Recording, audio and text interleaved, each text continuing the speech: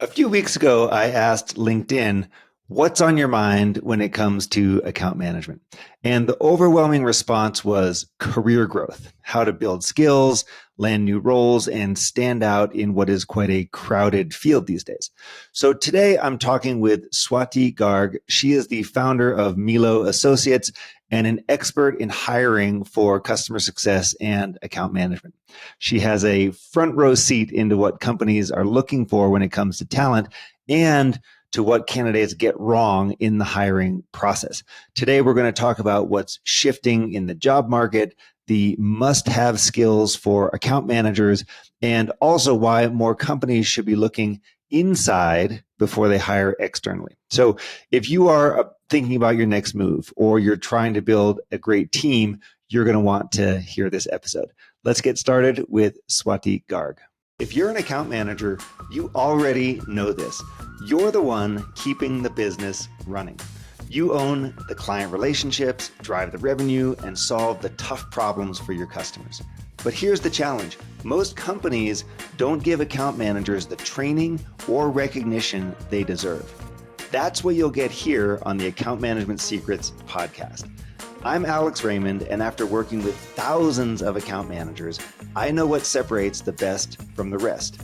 In this show, we cover exactly what you need to succeed, handling tough client conversations, driving renewals and upsells with confidence, and proving your value every single day. There's no fluff, no outdated sales tactics, just real practical strategies you can use right now to grow your accounts and build a successful career.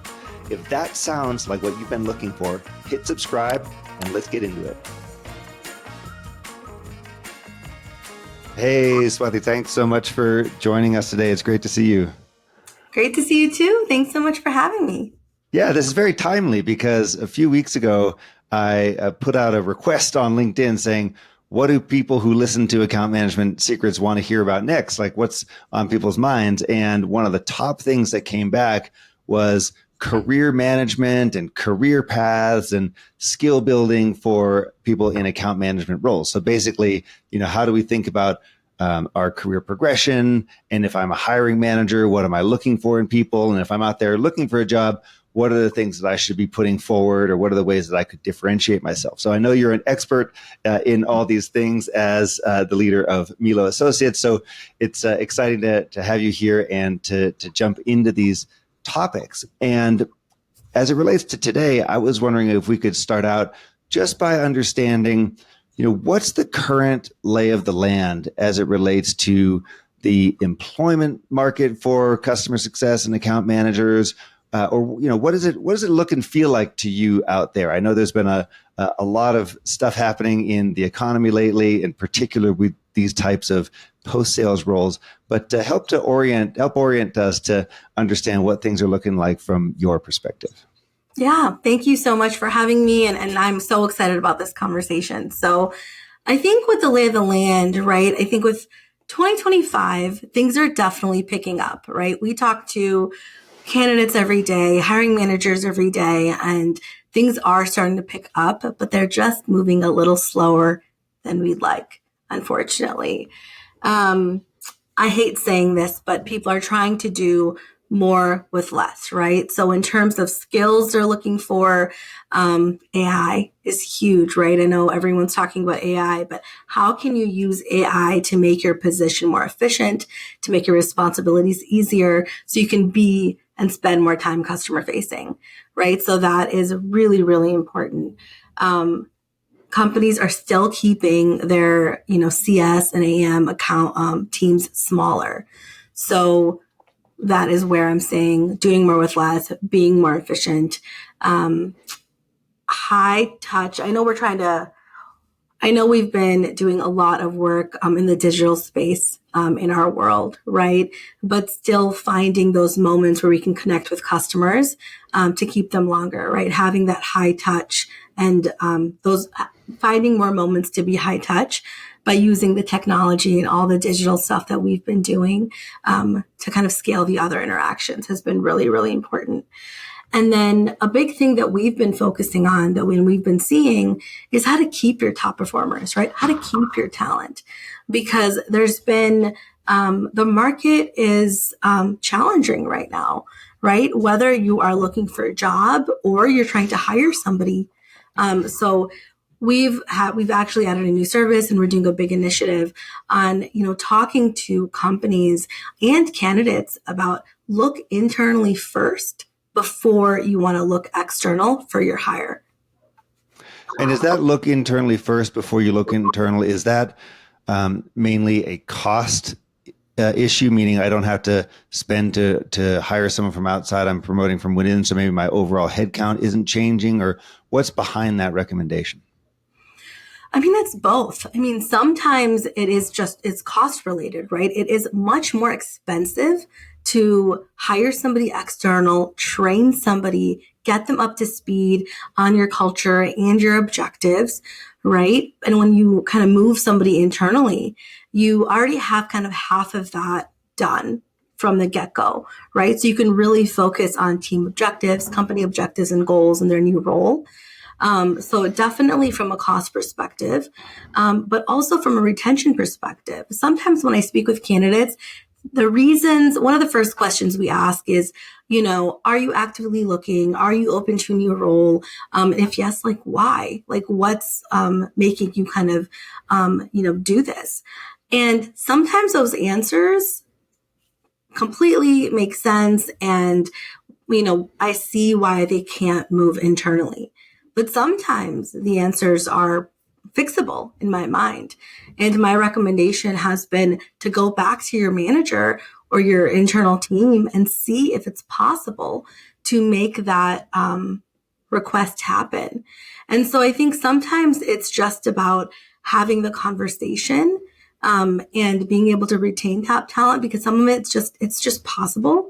And I would say some of it is, it is cost effective to keep your top performers that don't necessarily want to leave the company, but want a new challenge, and they don't see a path internally. And so we're hoping to help facilitate more of those conversations. Well, often the consideration here with should I stay or should I go is the perception that the grass is greener. But what I hear you saying is it's often worthwhile at least exploring the idea that what happens if I stay, if I make my needs clearer to my manager, like if I've got something that I'm trying to do, if I have a discussion with them about that, or even if I am the manager, to say who within the team that we've already trained and is familiar with our products and services might we bring on board instead of hiring in someone external. So we do have this kind of misconception that it's always better to go outside, or if I'm dissatisfied with my job, then the first thing I need to do is jump ship and go somewhere else, right? Yeah, exactly. And I think that, I understand that, right? I've been in search for a long time, right? We hire externally. Like I completely understand, right?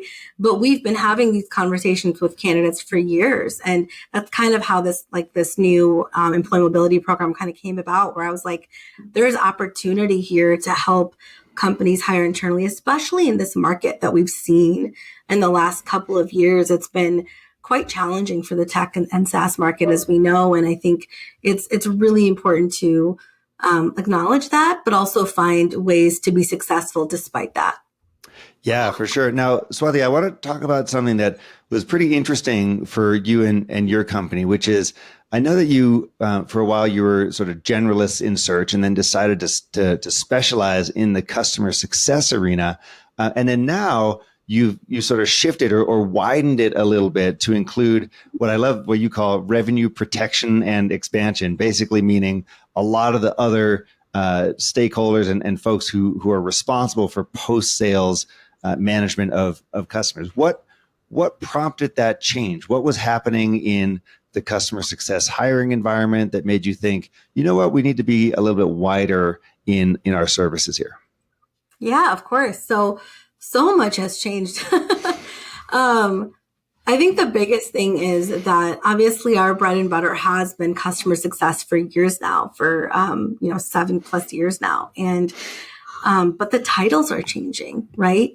The responsibilities are changing. The teams are changing. The org structures are changing. So much has been changing in the CS world, and we wanted to be more clear and more accurate with the roles that we were working on and the skill sets we were working on, because even though we've been saying customer success, we've been working on other roles for years, but because the skill sets are so similar, but the titles are just different. And so we wanted to expand and formally expand. So when we can talk to obviously other companies that are looking for specialized skill sets, but also just be more accurate in what we're doing and what we're selling, because we do so much more than customer success, and customer success isn't just customer success anymore at companies. There's, I feel like, a new title like every month, and to keep up with the change in the industry and the change in the responsibilities and the driving in revenue that all these roles have been doing, we wanted to be more accurate. Yeah, to me, it makes total sense. My perception here, my bias here, is that for a lot of CEOs and CFOs, they're looking around right now saying, do I need this same CS team? Do I need this investment here? Especially because in what I think was a really kind of unfortunate decision, or at least unfortunate communication, a lot of CS people were like, we don't want to be involved in revenue. We just want to do customer happiness. We just want to do onboarding and implementation. And so I think now the budget holders, CEOs, CFOs, are sitting there saying, well, hang on, do we really need this team if they don't want anything to do with revenue? And I presume that part of your exploration here of the market and understanding this better is the realization that CS teams have to become closer to revenue. They have to get closer to the action when it comes to companies' revenue and profits. Did I get that right? I mean, yes, and we've been doing that, right? So I mean, we've always had a mix of roles, right? So when we do search, originally, when we were working on CSM roles, even, let's say, because we do all levels within CS, right? And so when we're working on CSM roles, like, one of our questions to understand the candidate is, do you, like, originally, this was years ago, but do you want to drive upsells? Do you want to do cross sells, or do you not? And that was a very distinct question we had, because our clients wanted people of all ranges. Sometimes they're like, well, we want somebody who has more of that, sales and upsell mindset. And some clients were like, we don't want that.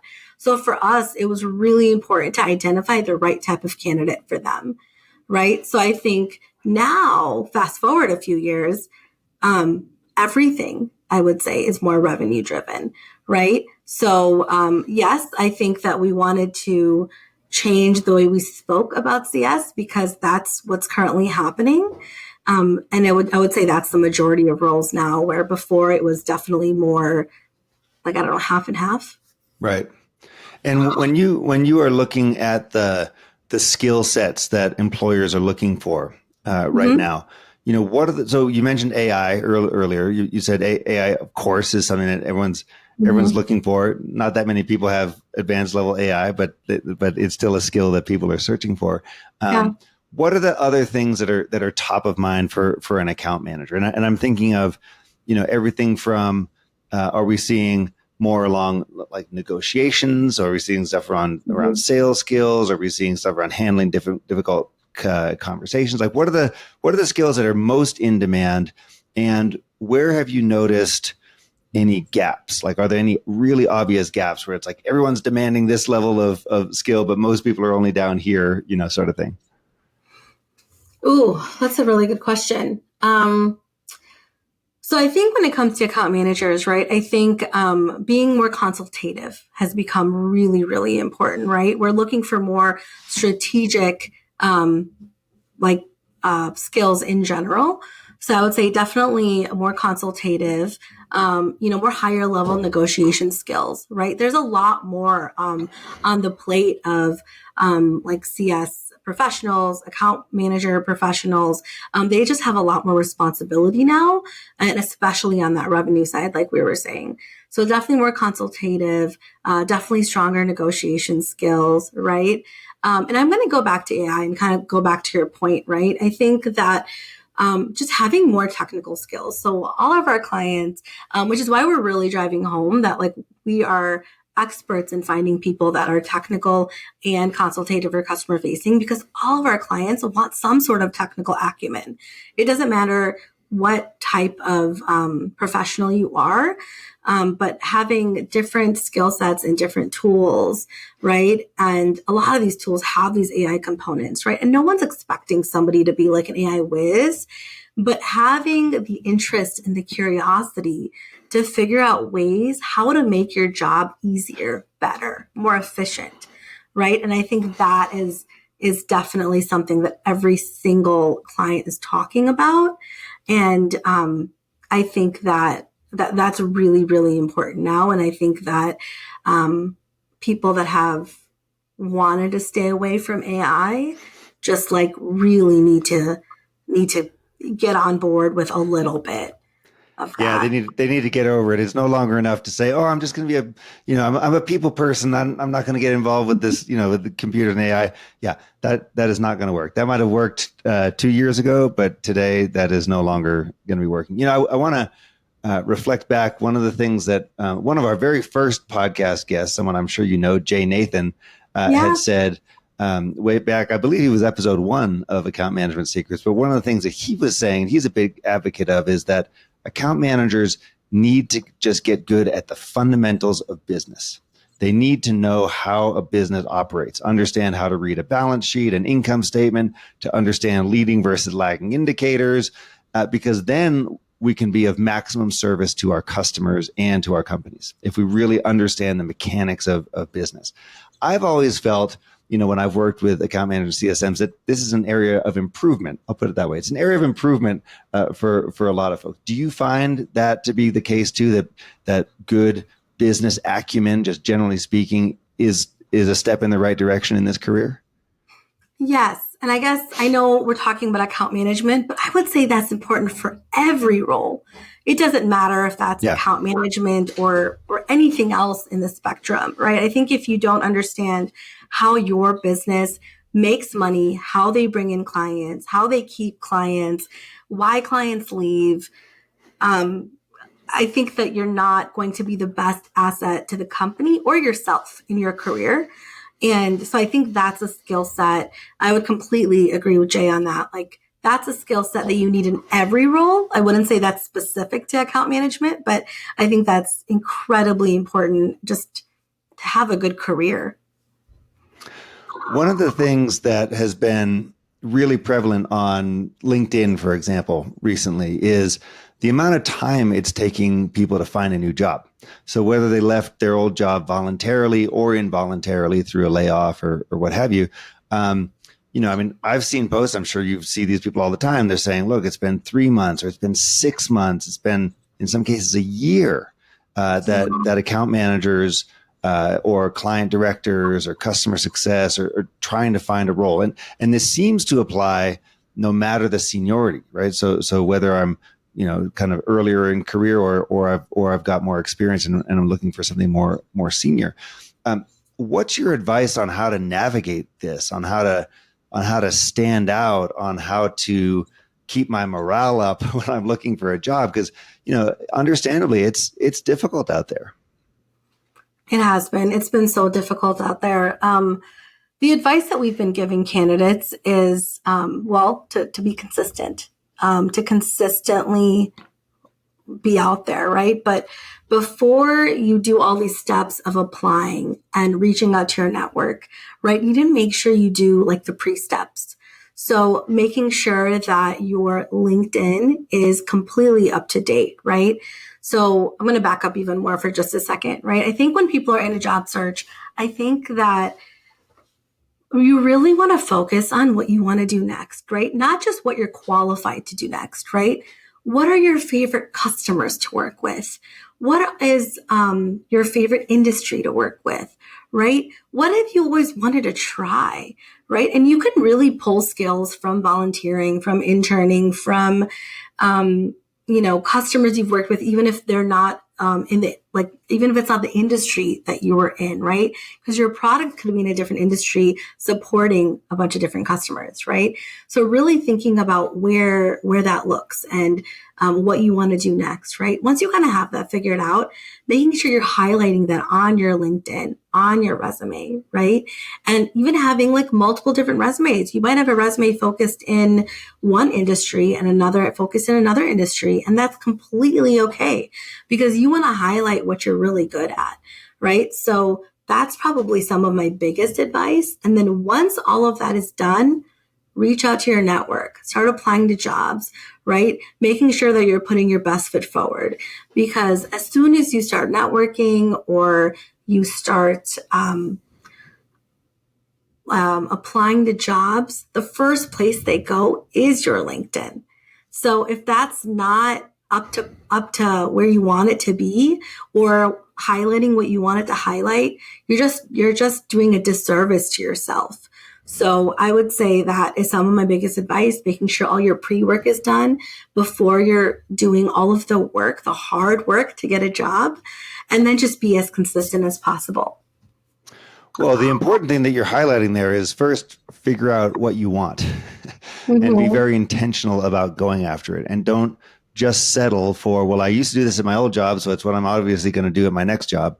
Be thoughtful, because the more, my thoughts on this are the more that as a professional, you can tap into your zone of genius, the things that you are exclusively gifted at, the things that give you energy, the things that don't even feel like work, kind of thing. Then the more successful you're going to be, the more fun you're going to have, the bigger the impact that you're going to have, versus thinking, oh, I've got to fit into this box and of, whatever the job description is that's in front of me. And it takes courage for people to do that. Right. But I think the reward is they're going to have a much more, they're going to feel a lot better about their career. Right. And they're going to have a lot more opportunities present themselves in front of them. But it can feel really tough if you're in this, scarcity mindset, or you're like, I have to have a job, or you're like, you kind of get beat down by that process. It can be hard to do what you're saying and really get clarity and intentionality on where you want to go.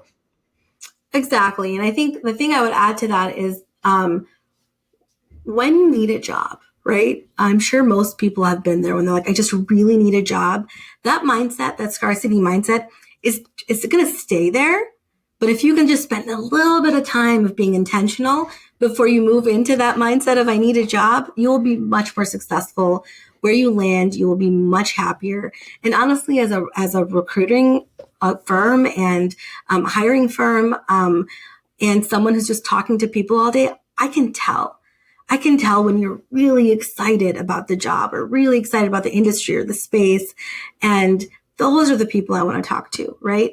And also remembering most people, I'm not saying everybody because, you don't want to use absolutes because it's not true, but most people do not like 100% of their job. And if you can just like 60 or 70% of your job, the job description, that's a huge win, right?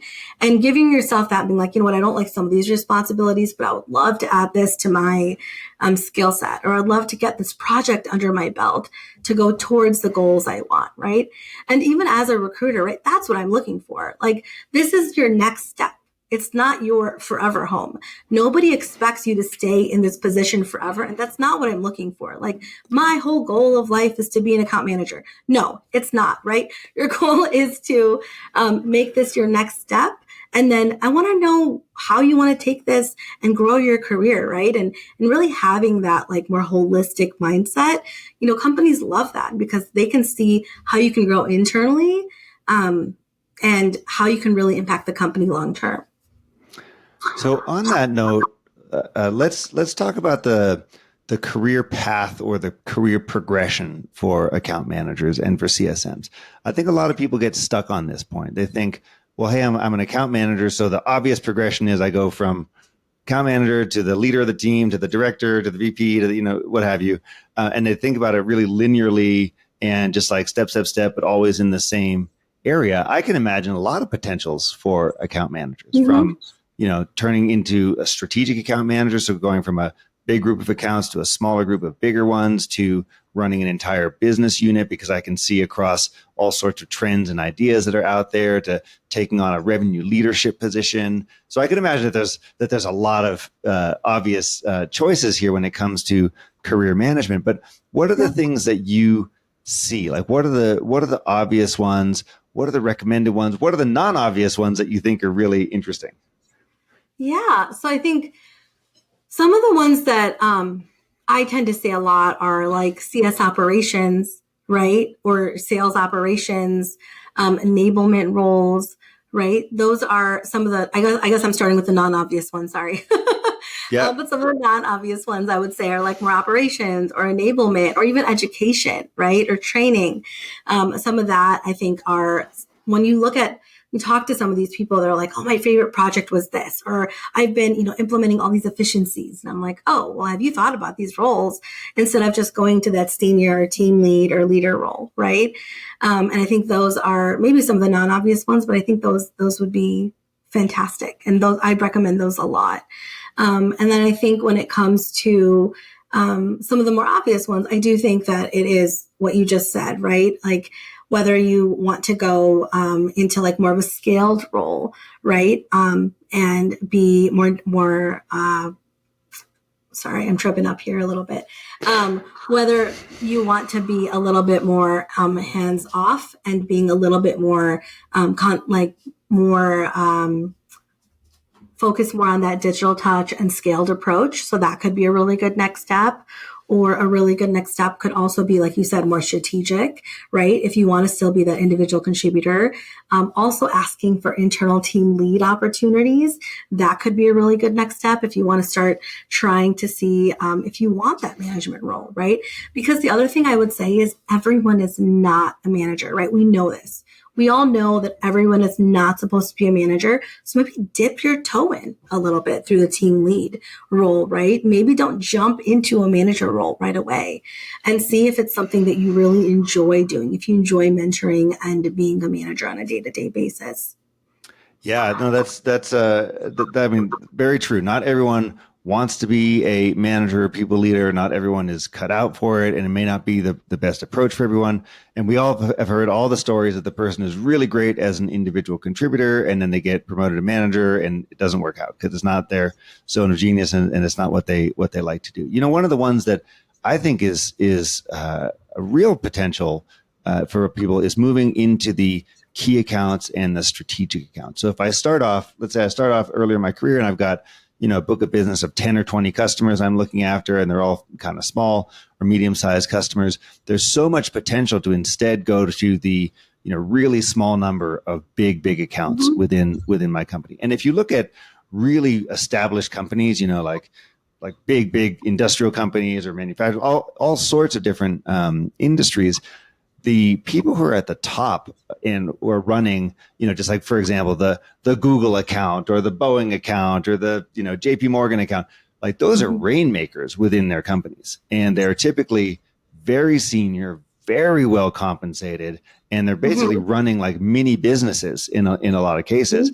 And I can imagine a lot of account managers would be very satisfied with taking that type of route as well.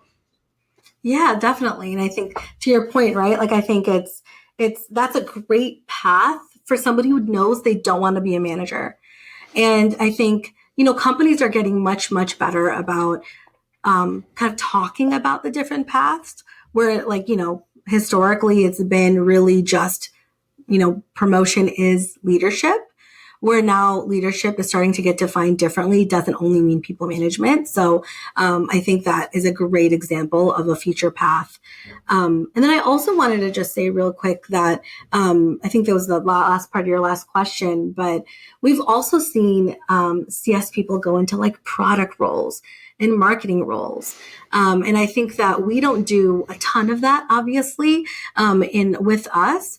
But we've seen these amazing professionals take these different routes, right? And I think being in CS or on the EM team, you have so many skills that you learn and you hone and you get to know yourself really well, I think.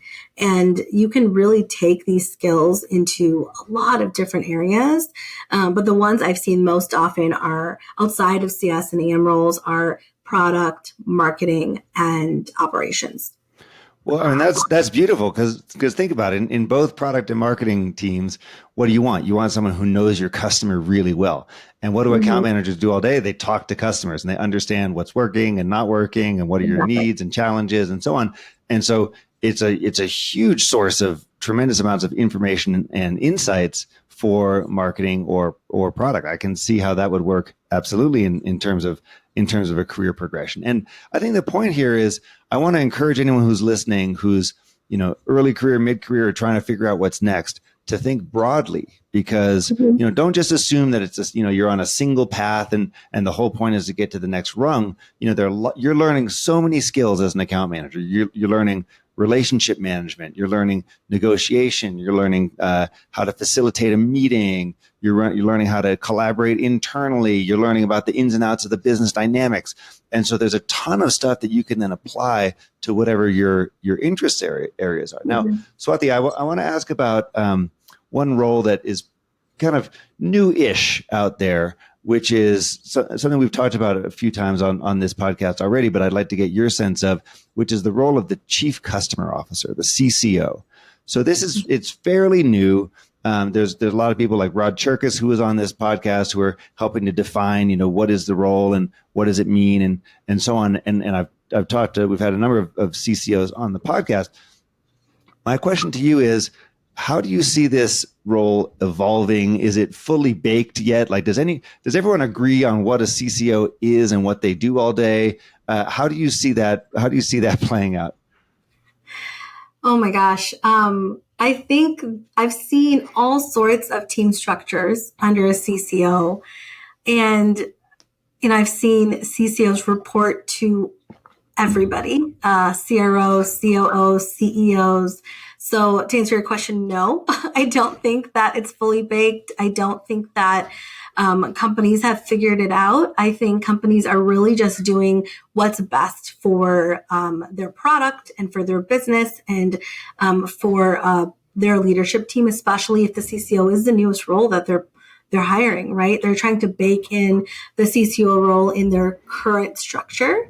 So I think that it's very different. I think when a CCO is starting probably from like a startup or an earlier team where they can help define the structure. But when a CCO is added to an already established team, I think that the structure is quite different. So I do think it's still evolving. It's still changing a lot. And I'm seeing, with, I think, the drive for revenue, I think the CCO responsibilities are changing so much too, and what teams are under there and the reporting structures and the org structures. And I think it's going to be really interesting to see how it all kind of happens in 2025.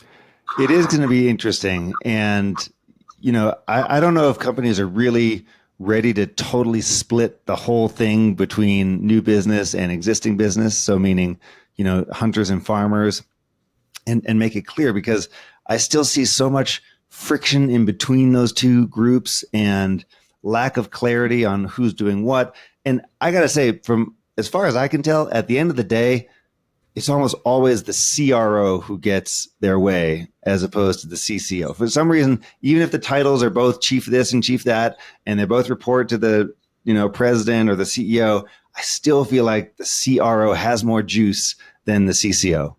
Is that a correct understanding of the world? I feel like I've been seeing that as well, to be honest. But I think I'm going to say it goes back to the structures, right? It's less about the title, CCO or CRO.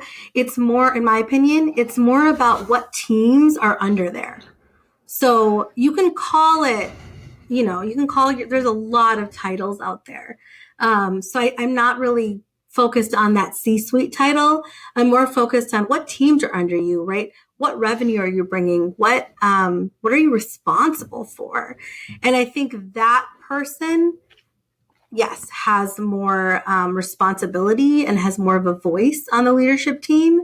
That could be the CCO, that could be the CRO, right? But it really depends on what they're responsible for and what teams they're running. And with so much of the org structures changing, that I really see both now. But I get what you're saying, right? It is the person that drives the revenue. And with the CRO having revenue in the title, I see why you see that, right? But as I've been seeing the org structures changing and the teams under the CCO changing, I think that what you'll see is also going to change. Now let's shift here for a second. I'm curious to get your impression on if I'm out there looking for a new role and I'm trying to figure out, maybe I'm in an interview process, maybe I even have an offer.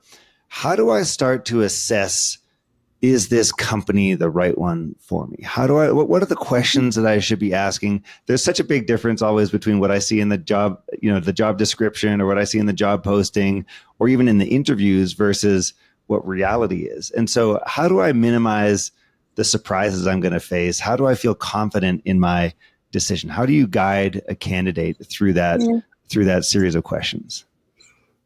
So some of the questions I would definitely ask are team culture. What's the team culture? What's the company culture? What's the day-to-day? What are the first 90-day expectations? Management style, right? I think some of that are just really good foundational questions to understand how the candidate and hiring manager would interact, right? But I think that throughout the entire process, we encourage all of our candidates to ask a lot of questions, right? About the company, about the culture, about the day-to-day, about the role, about certain follow-up questions, right? Because to your point, the job description and the way somebody describes a role can be different. So when you hear those differentiators, follow up on that. I mean, like, hey, you mentioned this. Can you dig into this a little bit more, right? Get different perspectives on how what you're working on is and how they're going to interact with different teams, right? So talk to other teams, right? If you don't have a lot of people from other teams on your interview list, try to see if you can get one or two other people from whether they're leaders or peers, but just understanding how the teams interact, right? And I would say lastly, just really think about what's most important to you, right? We have all learned lessons at previous positions we've been in, right? Whether it's, hey, I didn't ask about the management style, or I didn't ask enough about the culture, or I didn't ask enough about how technical this work is going to be. And really understand and make sure the lessons that you've learned, you dig into, right? You don't want to make the same mistake twice. Because if you're looking externally, you're probably looking for a reason, right?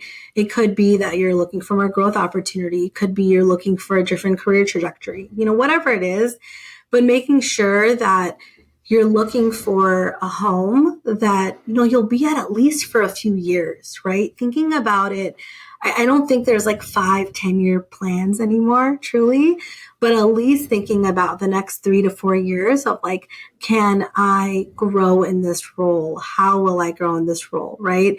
And asking those questions. So really thinking about what's important to you, but also making sure you're really actively listening and asking really good follow-up questions so you can answer kind of the gaps that you see. Yeah, I mean, it's kind of like when you're in the interview process, this is your opportunity to ask all those questions. And if you don't ask those questions, it's on you. And so figure out what you want, figure out what you need, figure out what, environment you operate best in, and ask the real questions to figure this stuff out. Because, it's on you if you don't ask the questions and you find yourself saying, oh, this isn't a great fit for me. Right. Within a month or two after joining the company, it's like, it's like in dating or any relationship, like at the beginning is when you can really sort of test out these assumptions and see if there's a fit and so on. And so many employees, they don't do that. They sort of give all the power to the employer. They give all the power to the hiring managers, as opposed to realizing that they're a very important part of this equation too, and making sure they're getting answers to those questions. I think that's a great list. Yeah, thank you. I think it's so important to really have a conversation both ways, because they also want a good fit, right? They also really want to see this person grow, right? So if you are going to think about it from their perspective, it is your job and duty to ask all the questions, because they also want to make sure it's a really good fit. And it should be in equal power play, I guess, if that's what we're going to call it right now. Yeah, no, absolutely. It should. It's a back and forth transaction. It's a two-way street, right? And so we want to be projecting that. Well, hey, Swati Garg, really appreciate you coming on and sharing this journey for account managers and CSMs and people who are interested in revenue protection and growing existing customers. It's cool to see all the opportunities that are out there. And it's also really great to hear your perspective on how to approach this and how to stay sane during the process, because I think it can be very difficult for a lot of people. Any last words of wisdom for those who are out there trying to navigate the job search field?